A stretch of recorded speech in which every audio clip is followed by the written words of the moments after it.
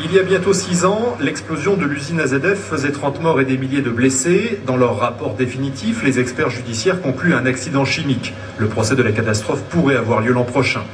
Un ingénieur indépendant jette un pavé dans la mare. Pierre Grésillo travaille depuis le début sur AZF. Il estime que l'enquête a fait fausse route en se concentrant sur une seule explosion, celle du hangar 221. Pour lui, il y a eu 2 explosions. On se trouve en fait entre le chemin du Vallon et le chemin de Couvreville, au pied de l'hôpital du CHU de Rangueil. Pour moi, cette zone, à 300 mètres près, bon, on peut même affiner un tout petit peu plus, est la zone de l'épicentre principale. Il avance une théorie, sans pouvoir la prouver de façon irréfutable. Selon lui, l'explosion est peut-être due à des tests électromagnétiques qui auraient mal tourné, des tests qui auraient eu lieu sous la colline de Pêche-David, dans ces tunnels. Je pense que depuis le tunnel, avec son axe, le faisceau électromagnétique a atteint le câble inférieur de cette ligne de tension et qu'il a réalisé une boucle entre les 2 pylônes qui étaient de part et d'autre et la voie ferrée, et qu'à partir de cette boucle, un champ électromagnétique induit a eu un impact immédiat vers la zone du cratère. Hypothèse farfelue ou crédible, la question reste posée.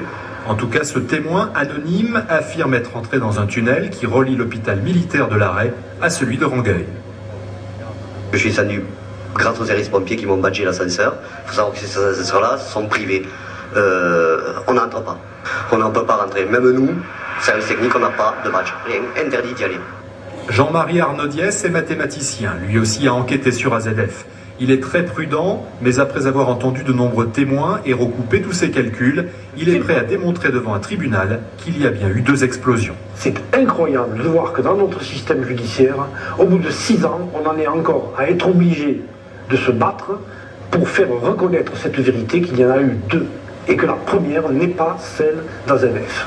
Et je dirais que c'est non seulement incroyable, mais ça a quelque chose, quelque part, de désespérant et de scandaleux pour un vrai scientifique. Pierre Grésillo, comme Jean-Marie Arnaudiès, estime que certaines données, notamment sismiques, qui vont dans le sens des 2 explosions, ont été cachées ou négligées. Ils espèrent que l'enquête officielle ne retiendra pas uniquement la thèse de l'accident chimique. La fin de l'enquête sur l'explosion de l'usine AZF. La Cour d'appel de Toulouse a tranché ce matin. Elle rejette les nouvelles demandes d'investigation. L'enquête est clôturée telle qu'elle est. Le procès peut avoir lieu, mais beaucoup sont déçus. L'association des familles endeuillées voulait désigner d'autres responsables. Tout a été rejeté, ce qui veut dire, à mon avis, que l'institution judiciaire veut actuellement qu'un procès passe rapidement, quitte à notre sens, à négliger un peu certains aspects de cette affaire. Regrets et déception également chez les anciens salariés de l'usine AZF. Ils estiment que c'est un nouveau coup porté à la recherche de la vérité.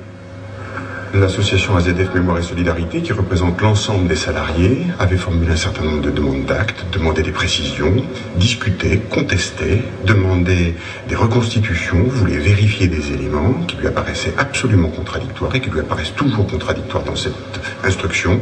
Selon l'avocat de Grande Paroisse, filiale de Total, propriétaire d'AZF, cette affaire risque d'aller au procès sans explication valable des causes de l'explosion. Dans leur rapport définitif, les experts judiciaires avaient conclu à l'accident chimique.